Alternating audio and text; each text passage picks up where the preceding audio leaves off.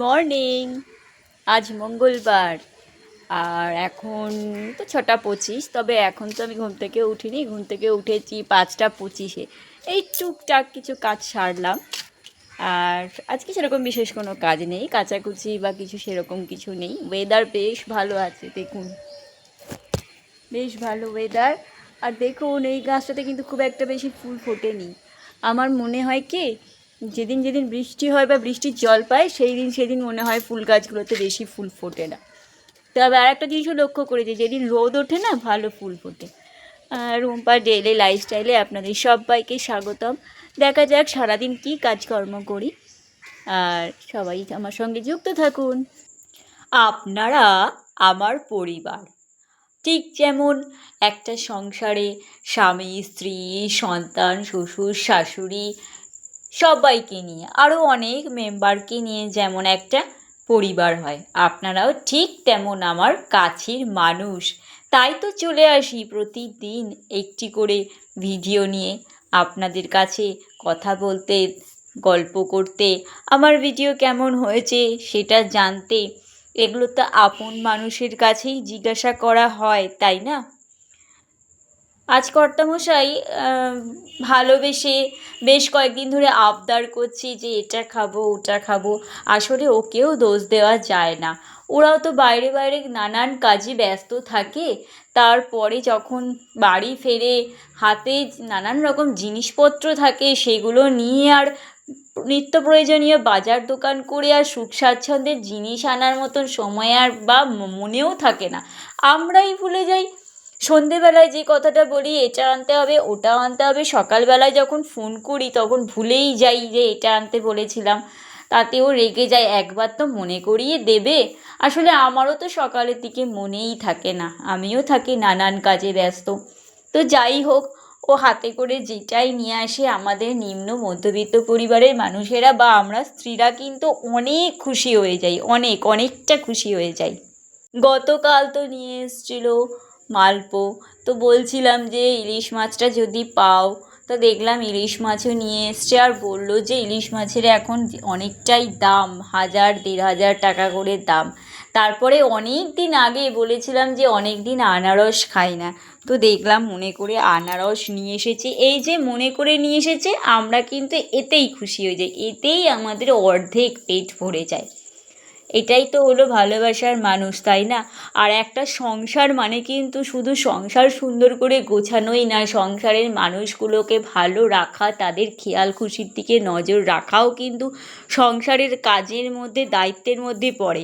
এটা আমি শুধু বলবো না যে আমাদের শুধুমাত্র মহিলাদেরই এই ভূমিকাটা, নারী পুরুষ উভয়কেই কিন্তু খেয়াল রাখতে হয়। ঠিক যেমন আমি আপনাদের ভালোবাসি বলেই যেটুকু যা পারি আমি আমার মতন প্রত্যেক দিন একটি করে ভিডিও নিয়ে চলে আসি। জানি না কেমন লাগে আপনাদের, কিন্তু আমি আমার দায়িত্ব পালন ঠিক করি। এটা একটা ভালোবাসা তৈরি হয়ে গেছে এই প্ল্যাটফর্মের প্রতি। আমি এই প্ল্যাটফর্মকে অনেক সম্মান জানাই যে আমাদের মতন হাউসওয়াইফদের ঘরে বসে আমরা কিছু একটা করতে পারছি। আমি আমার ভিউয়ারদের অসংখ্য ধন্যবাদ জানাই যে আমি নতুন এই প্ল্যাটফর্মে এসে কাজ করছি, আপনারা আমার ভিডিও দেখছেন।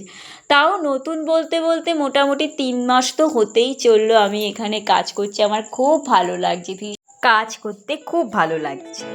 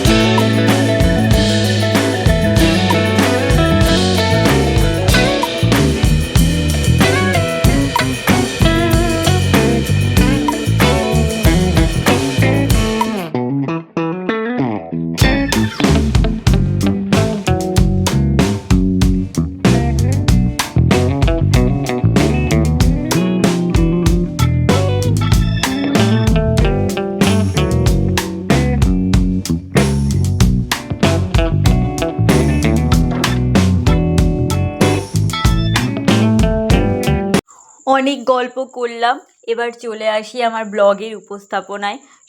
সকালের টিফিন তো এই যে আমি ছাতু আর কলা ছিল, কলা দিয়ে ছাতু দিয়ে টিফিন করেছি, মুড়ি আর নিইনি, এতেই হয়ে গেছে খুব সুন্দর করে। আর রান্না বলতে আজকে করলাম কি সেটা অবশ্যই আপনারা দেখবেন, আর আমি আস্তে আস্তে সেটা বলবো যে আজ আমি কি রান্না করলাম। কিছু কিছু সবজি শুকিয়ে যাচ্ছিলো, পচে যাচ্ছিলো, একটা কাঁকরোল, একটা কাঁচকলা সেটা অর্ধেক পেকে পেকে উঠছিল, তারপরে একটা আলু, কয়েকটা ঢ্যাঁড়স, তারপরে আর একটা কী ছিল যেন, 4-5টা পটল, একটা পটল হলদে হয়ে উঠছিল। এগুলোকে দিয়ে ভেবেছিলাম একটা নিরামিষ তরকারি করব, কিন্তু লাস্টে ভাবলাম না, নিরামিষ তরকারি না করে এগুলোকে সব কটাকে কালো জিরে কাঁচা লঙ্কা দিয়ে একটা ভাজা ভাজা করে নিই। তাই করলাম, সব কটাকে দিয়ে কালো জিরে কাঁচা লঙ্কা দিয়ে একটা ভাজা ভাজা করলাম, আর করলাম গাঁটি কচু। এখনও কিছুটা, মানে আজকে দ্বিতীয় দিন করলাম, এখনও কিছুটা রয়ে গেছে। দুটো মানুষের রান্না তো মানে হয়েও থেকে যায়, এরকম একটা ব্যাপার। আর করলাম গাঁটি কচু করলাম, ওই আজকে মঙ্গলবার নিরামিষ বললামই। শুকনো লঙ্কা আর জিরে ফোড়ন দিয়ে নুন হলুদ আদা জিরে ধনে দিয়ে গাঁটি কচু করলাম। আর গাঁটি কচুটাকে আমি কুকারে আগে সিটি দিয়ে নিয়েছিলাম, 2টো সিটি দিয়েছিলাম, তবে যা বুঝলাম যে কচুগুলো ভালো ছিল, একটা দিলেই হয়ে যেত। তো একটু যেহেতু 2টো সিটি দিয়েছি, তো একটু মাখা মাখা হয়ে গেছিলো। তো যাই হোক, আমার কর্তামশাই ভালোই লেগেছে, কারণ আমরা আবার এরকমই মানে খেতে ভালোবাসি, একটু নরম নরম হবে। তো আমার কর্তামশাই তো মানে নরম নরম খাবার দিলে খুবই ভালো হয়, তো তার অসুবিধা হয়নি। আর একটা কাজ আজকে আমি করলাম, অবশ্যই সেটাও আপনাদের দেখাচ্ছি আর বলছি। শীতকাল নাগাদ আমি করেছি না, গরমকাল নাগাদ আমি কাঁচা আম দিয়ে আমের আচার করেছিলাম, আর শীতকালে কুলের আচার করেছিলাম। দুটোর একটাও এখনও হাফ বয়াম করে রয়েছে, সেখান থেকে মাকে বোনকে কিছুটা দিয়েছি, তারপরেও এখনও যা রয়েছে অনেকটাই রয়ে গেছে, সেটাও খাওয়া হয় না, কিছুই খান না আমার কর্তামশাই। আমি সত্য করেছিলাম, সেটাও খায়নি। তো যাই হোক, বেশ কিছুদিন আগে কুলের আচারটাকে একটুখানি করে কড়াইতে নাড়িয়ে নিয়েছিলাম, আর আমের আচারটাকে আর নাড়ানোই হয় না। রোজই ভাবি যে আমের আচারটা একটু ভালো করে কড়াইতে নাড়িয়ে নেবে, এখন তো ঠিক মতন রোদটাও পড়ে না, না, তো সেই জন্য রোদ করা হয় না, ভালো করে রোদেও দিতে পারি না। তো আজকে সেটাই করলাম, ওই আমের আচারটাকে একটুখানি একটা বাটির মধ্যে নিয়ে একটু করে মিষ্টি দিলাম, আর একটু মিষ্টি দিলাম, দিয়ে একটু নাড়িয়ে নিলাম, কারণ একটু টক টক লাগছিলো, যেটা আমার কর্তামশাই এবার টক তো খেতেই পারে না, তাকে তো তার তো মিষ্টি মিষ্টি না হলে ভালো লাগে না, সেই জন্য আমি মিষ্টি বলতে বেশ কিছু বাতাসা জমে গেছে, সেখান থেকে কিছু বাতাসা দিলাম। তো আমার ভিডিওটা আপনাদের কেমন লাগছে প্রতিদিন আমি অবশ্যই একবার নিয়ম করে জিজ্ঞাসা করি, অবশ্যই জানাবেন। আর আপনাদের প্রত্যেকটা যারা আমার ভিডিও দেখছেন প্রত্যেকটা মানুষকে অসংখ্য ধন্যবাদ, আপনাদের কমেন্ট, আরও কমেন্ট পেলে আমার ভুল ত্রুটিগুলো একটু ধরিয়ে দিলে অবশ্যই ভালো লাগবে, কারণ শেখার ইচ্ছা সবার মনেই থাকে, সবার মধ্যেই থাকে। তো ভুল ত্রুটিগুলো ধরিয়ে দিলে সেটা তো নিশ্চয়ই আরও ভালো করার চেষ্টা করব, সেই ভুল ত্রুটিগুলো সংশোধন করার চেষ্টা করব। আর এই যে আমার আমের আচার আমি বসিয়ে দিয়েছি, আর যেহেতু হাফ বয়েম ছিল আমি আর কড়াইতে নিলাম না, ভাবলাম যে না থাক বাটিতেই করি, জায়গাটাও কম হবে, নাহলে হাফ বয়েম মতন তো ওটাকে নাড়াতে নাড়াতে আরও কম হয়ে আসছে, প্লাস জায়গাটা কড়াইতে নিলে অনেকটা বড় এরিয়া জুড়ে হতো, অর্ধেক তো লাস্টের দিকে তো তোলা যায় না, সেই জন্য যেটা দেখলাম যে বাটিতেই করলাম সুবিধা হলো।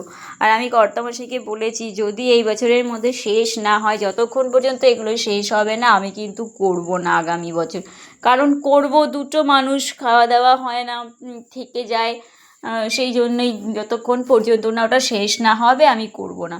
আর কালকে করব, কাল তো বুধবার, হ্যাঁ কাল বুধ বৃহস্পতি শুক্র 3 দিনই আমিষ খাওয়া, তো কালকে করব, মাছটা তো অবশ্যই করব। আর আমি কর্তামশাইকে বলছি যে তুমি একটু এটা কেটে লাগিয়ে দাও না, আজকেই মাটিতে লাগিয়ে দাও, যদি গাছ হয় তো এদের তো এখানে যাই গাছ লাগাই আমাদের ভালো ফল হয়। তো বলছিলাম যে কেটে মুখটা, কর্তামশাই বলে যে ওপরের অংশটা কেটে লাগিয়ে দিলে নাকি গাছ হয়। আর আজকে ওয়েদার খুব ভালো ছিল, যা জামা কাপড় মেলা হয়েছে সব সুন্দর করে শুকিয়ে গেছে, রোদ উঠলে না ভালোও লাগে একদিকে, জামা কাপড়গুলো পরের দিনের জন্য রেখে দিতে হয় না, সঙ্গে সঙ্গে শুকিয়ে যায়। আর খেতে বসে পড়েছি আমরা দুজনে প্রত্যেক দিনের মতন, যেহেতু ভাজা করেছিলাম ওটার নিরামিষ তরকারির মতন করিনি, তাই ভাতটাও গরম থাকে, প্রত্যেক দিনই গরমই থাকে। তো বললাম যে চলো একটু করে ঘি নিয়ে নিই, আমি আবার খুব একটা ঘি খাই না, খুব প্রয়োজন না হলে। তো ঘিয়ের সঙ্গে মেখে, গরম ভাতে ঘি মেখে মুখে যদি ভাজা পড়ে, দারুণ জমে যাবে।